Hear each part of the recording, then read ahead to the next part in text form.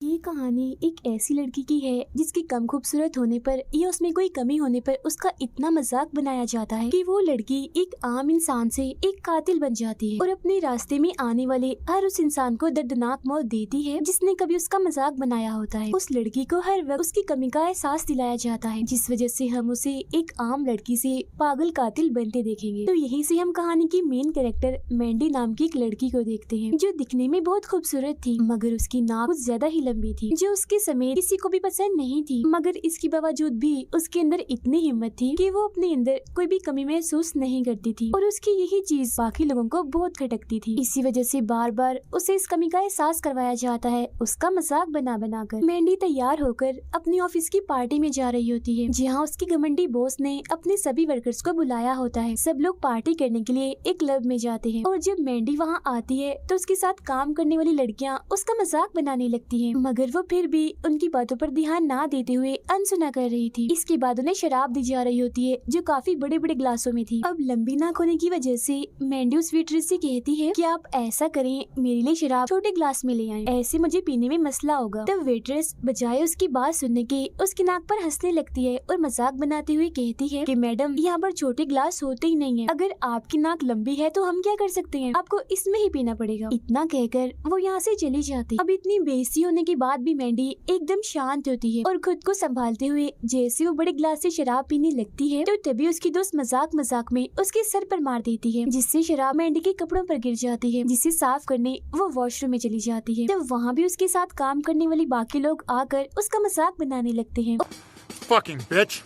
और अलग अलग तरह से परेशान करने का कोई मौका नहीं छोड़ते। और वो तंग आ चुकी थी, इतनी परेशान हो गई थी कि उसका घर जाने का दिल भी नहीं कर रहा था, क्योंकि उसे लग रहा था कि घर में भी उसके साथ कुछ ऐसा ही होगा। वो यहाँ से सीधा जाती है अपनी बहन के पास जो पहले से ही उसकी सारी परेशानियों को जानती थी और मैंडी का काफी ध्यान रखती थी, उसका कभी मजाक नहीं बनाती थी, बल्कि वो तो उसे कहती है कि अगर तुम चाहो तो मैं तुम्हारी नाक की सर्जरी करवा सकती हूँ, तुम्हें एक बहुत ही अच्छे और सस्ते सर्जन से मिलवा सकती हूँ। लेकिन क्योंकि मैंडी को सर्जरी करवाने से डर लगता था तो वो उसे मना करके अपने घर आ जाती है। वो एक औरत के साथ किराए के घर पर रहती थी और ये औरत भी बिल्कुल मैंडी की बॉस जैसी थी, हर वक्त उसका मजाक बनाती रहती थी, परेशान करने का उसे कोई मौका नहीं छोड़ती थी। इस वक्त भी वो कुछ ऐसा ही कर रही होती है। I don't know, Mildred. You just... मगर मैंडी बेचारी उसे कुछ नहीं कहती और अपना काम खत्म करके सोने चली जाती है। अब ऐसे करके उसकी जिंदगी गुजर रही थी, परेशानियों में दूसरों की बातों को सहकर। एक दिन जब वो अपनी ऑफिस जाती है तो वहाँ हम एक लड़के को देखते हैं जो दिल ही दिल में मैंडी को पसंद करता था, मगर इस बारे में वो कुछ नहीं जानती थी। ऑफिस पहुँचते ही मैंडी को उसकी बॉस बुला लेती है, वो उसे कॉफी बनाने का कहती है और साथ ही उसे काफी बेइज्जत भी करती है। फिर जब वो कॉफी बना रही थी तो उसके साथ काम करने वाली लड़कियाँ उसका मजाक बनाने लगती है, मगर वो इस चीज की परवाह ना करते हुए अपनी बॉस के लिए कॉफी बना के चली जाती है और उसके सामने काफी इज्जत से रख देती है। लेकिन अभी भी उसकी बॉस बजाय उसकी तारीफ करने के उसे बेइज्जत करती रहती है। अब इतनी बेइज्जती होने के बाद जब वो घर आती है तो उसकी साथ वाली औरत भी बिल्कुल वैसे सलूक करती है उसके साथ। तब इन सबसे परेशान और दुखी होकर मैंडी काफी रोने लगती है और अब आखिरकार वो फैसला कर लेती है कि चाहे जो भी हो जाए मैं अपनी नाक की सर्जरी करवा के ही रहूं। इसीलिए अगली सुबह होते ही वो अपनी बहन के पास जाती है और उससे उस सर्जन का नंबर और पता मांगती है। जिस पहले तो उसकी बहन काफी हैरान रह जाती है, मगर आखिरकार वो सर्जन के बारे में उसे बता ही देती है। फौरन ही बाद मैंडी उस सर्जन के पास पहुंच जाती है जहां वो उसकी नाक को पहले देखता है और फिर कहता है कि ये कोई मुश्किल काम नहीं है, तुम्हारी नाक ठीक हो सकती है, मैं इसे ठीक कर दूंगा। I'm not here to make you feel better. I'm here to make you look better. तो तुम ऐसा करो, सर्जरी के लिए रात को आ जाओ। तब ये सुन वो काफी खुश हो जाती है और घर आकर रात होने का इंतजार करने लगती है। अब यहाँ हमें उस सर्जन के बारे में पता चलता है कि वो कोई डॉक्टर या डिग्री वाला सर्जन नहीं है, बल्कि ये सब तो वो गैर कानूनी तरीके से कर रहा होता है। अब रात होते ही जैसी मैंडी उसके पास पहुँचती है तो इस वक्त वो नशा कर रहा होता है, लेकिन ये उसका रिकॉर्ड बन गया था कि चाहे जैसी भी सर्जरी हो हमेशा उसने कामयाब की थी, किसी भी सर्जरी में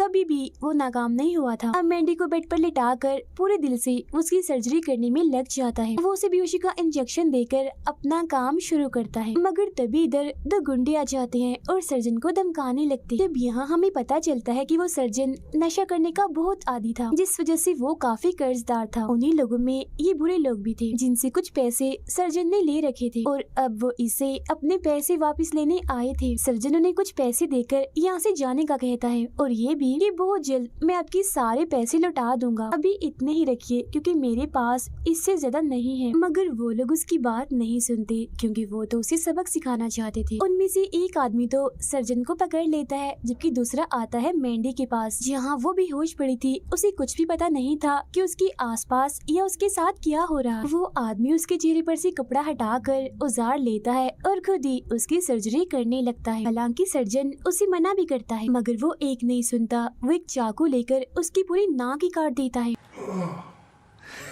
जबकि दूसरा आदमी सर्जन को काफी बुरी तरह से मारता है। ऐसा करने के बाद दोनों यहाँ से चले जाते हैं। अब सर्जन जैसे तैसे खुद को संभालता है और मैंडी के पास आता है उसे देखने के लिए। जैसे ही वो उसके चेहरे पर से कपड़ा हटाता है तो वो डर जाता है, उसके होश उड़ जाते हैं क्योंकि उस गुंडे ने बड़ी अजीब तरह से उसकी नाक काट दी थी और तो और वो नाक को अपने साथ ही ले गया था। ये देख सर्जन काफी डर जाता है और अपना सारा सामान पैक करके यहाँ से भाग जाता है। वो ये शहर ही छोड़ के जाने वाला था क्योंकि उसे ऐसा लग रहा था कि शायद मैंडी मर चुकी है और सुबह होते ही पुलिस उसे पकड़ लेगी। अब मैंडी को ऐसे ही बेहोश पड़े 2 दिन हो चुके थे। फिर जैसे उसे होश आती है तो वो सर्जन को आवाजें लगाने लगती है मगर जाहिर है वो तो यहाँ से जा चुका था, वो था ही नहीं। तो वो खुद ही वहाँ से उठकर आसपास उसे देखने लगती है। उसके सामने तभी एक शीशा आ गया था। जैसे वो अपना चेहरा उसमें देखती है तो काफी दंग रह जाती है। वो डर भी गई थी क्योंकि अब तो नाक उसके चेहरे पर थी ही नहीं। तभी वो अपने पास पड़े मेडिकल बॉक्स में से पट्टी लेती है और अपनी नाक पर लगाकर अपने घर आ जाती है। उसे कोई अंदाजा नहीं था कि उसके साथ ये क्या हुआ और किसने किया। वो घर आकर अपने साथ रहने वाली औरत से मदद मांगती है मगर वो तो उसकी बुरी हालत देखकर काफी डर गई थी और फौरन ही उसे घर से निकल जाने का कहती है। मैंडी उसे काफी समझाने की कोशिश करती है और उसके सामने गिड़गिड़ाने लगती है कि प्लीज मेरी मदद कर दो, लेकिन वो अभी भी उसकी मदद को तैयार नहीं होती और वहाँ से भागने लगती है।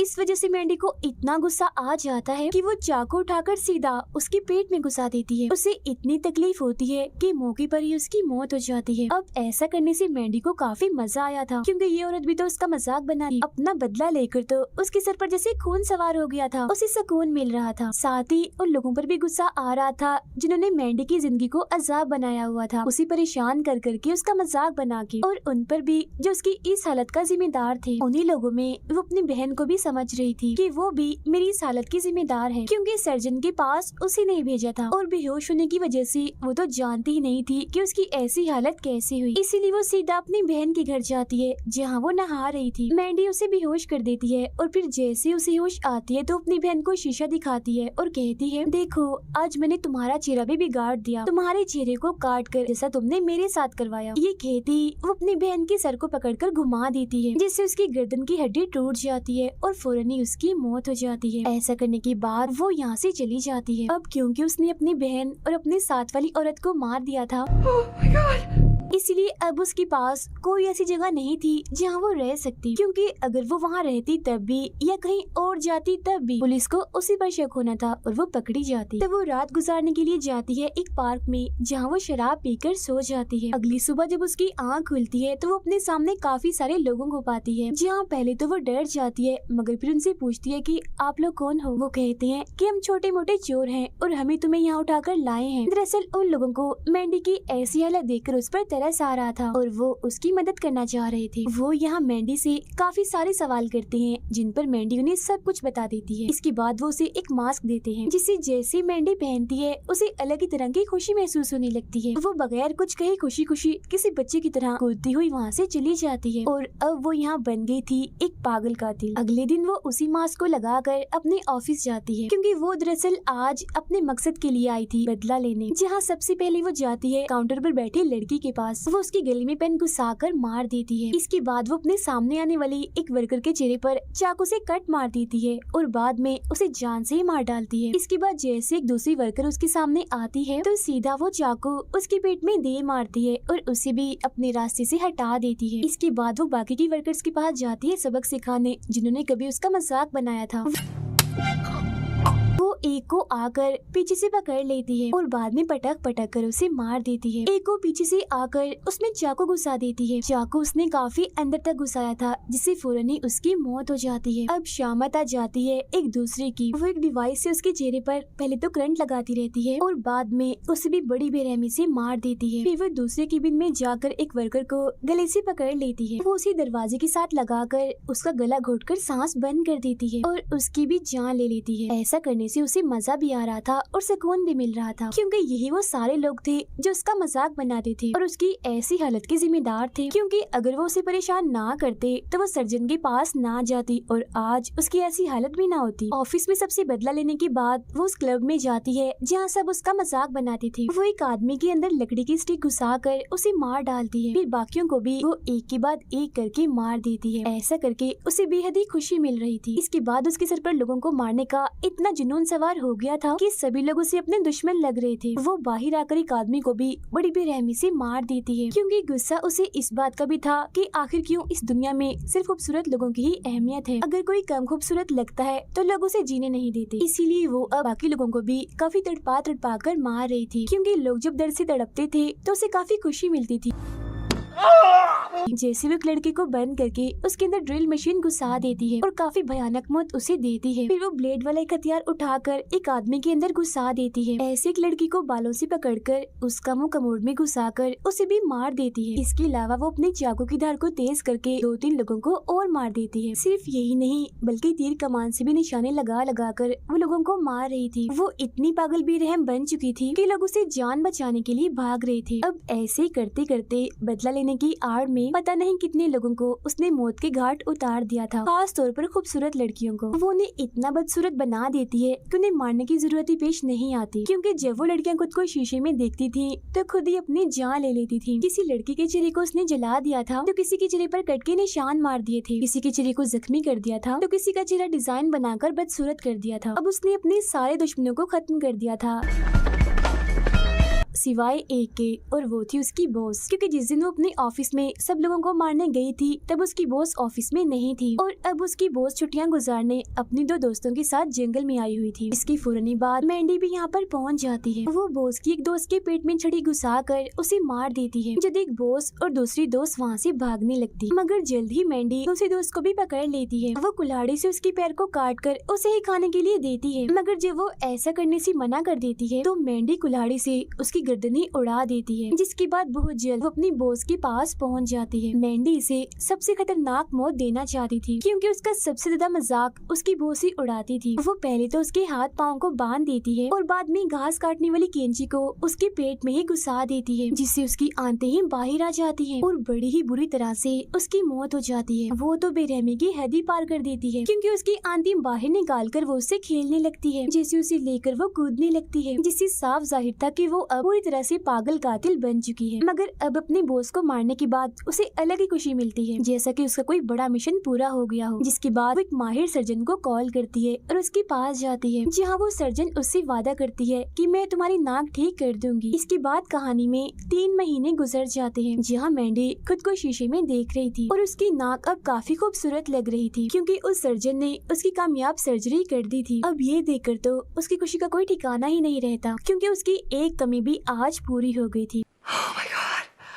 जिसके बाद वो उसी लड़के के साथ शादी करके जिंदगी गुजारने का फैसला करती है जो उसे पसंद करता था, क्योंकि उसने मैंडी को उसकी बदसूरती में भी पसंद किया था। मैंडी खुशी खुशी उस लड़के के साथ चली जाती है। अब इस कहानी का कड़वा सच हमें ये पता चलता है कि बेशक कम खूबसूरत इंसान खुद को कमतर ना समझे, लेकिन सामने वाला इंसान उसका इतना ज्यादा मजाक बनाता है कि फिर उस इंसान को अपने अंदर वो खामी, वो खराबी नजर आने लगती है। फिर जब वो इंसान अपने उस कमी को ठीक करने की कोशिश करता है और उसमें कामयाब नहीं हो पाता तो वो दूसरों की जान पर बन जाती है। जैसे मैंडी को उसे इतना परेशान किया गया था कि वो एक अच्छी लड़की से पागल कातिल बन गई और न जाने कितने लोगों की उसने जान ले ली। इसीलिए हमें भी इस इंसान की शक्ल सूरत को बुरा नहीं कहना चाहिए, क्योंकि उसका अंजाम हमारे लिए कभी भी बुरा हो सकता है। इसी मैसेज के साथ ही ये कहानी इधर ही खत्म हो जाती है।